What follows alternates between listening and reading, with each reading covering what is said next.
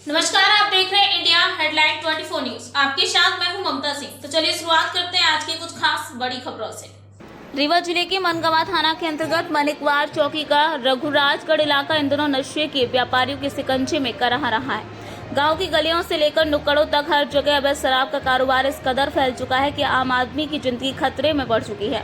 हर शाम गांव का माहौल दहशत में डूब जाता है और नशे में झूमते हुए अपराध की ओर बढ़ते चले जाते हैं। इस पूरे तंत्र का सरगना लाला रालही, जिसके इशारे पर कानून का मजाक उड़ता है और गुंडों की फौज इलाके को बंधक बना देती है।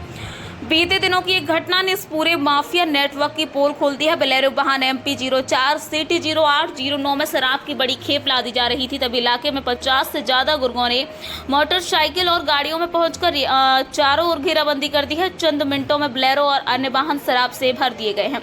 जब बहादुर पत्रकारों ने कैमरे से गैर कानूनी गतिविधि को कैद करना चाहा तो गुर्गों का आतंक खुलकर सामने आया।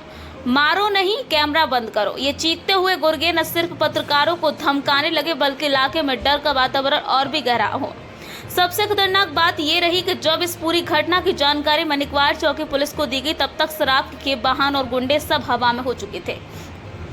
पुलिस की देर से प्रतिक्रिया ने यह साबित कर दिया कि माफिया प्रशासन से कहीं ज्यादा सक्रिय, संगठित और प्रभावशाली हो चुके हैं। इस पूरे काले धंधे के पीछे जिस नाम की सबसे ज्यादा चर्चा हो रही है वो है लाला रालही। स्थानीय लोगों का कहना है कि लाला रालही का नाम सुनते ही पुलिस तक कांप उठती है। पूरे मनिकवार क्षेत्र में उसका रसूखा ऐसा है कि खुलेआम शराब की बिक्री होती है। वो दिन रात सबसे नेटवर्क के अंतर्गत 25 से ज्यादा अवैध पैकारी पॉइंट चल रहे हैं, जिनके बेलाही, उलही, हटवा, बेल्हा, अहिरगांव, हिनौती और खरुआ जैसे गांव प्रमुख हैं। खास बात यह है कि बेरोजगार युवाओं को मामूली पैसों का लालच देकर अपराध की दुनिया में धकेला जा रहा है।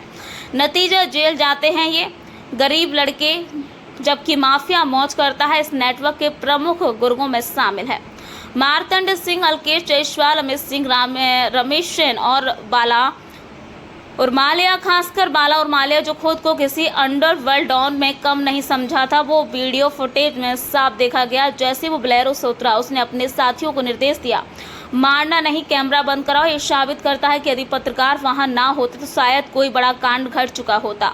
आज रघुराजगढ़ में शराब की सप्लाई कुछ ऐसे हो रही है जैसे गांव में हैंडपंप से पानी निकलता है। हर घर के दरवाजे तक जहर पहुंचाया जा रहा है और हमारी प्रशासनिक व्यवस्थाएं आंखें मूंदी बैठी हैं।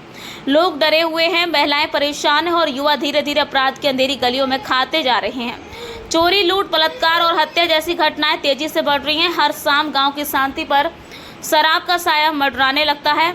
अब वक्त आ गया है आर पार की लड़ाई का। हमारा अखबार संकल्प लेता है, अब चुप नहीं बैठेंगे।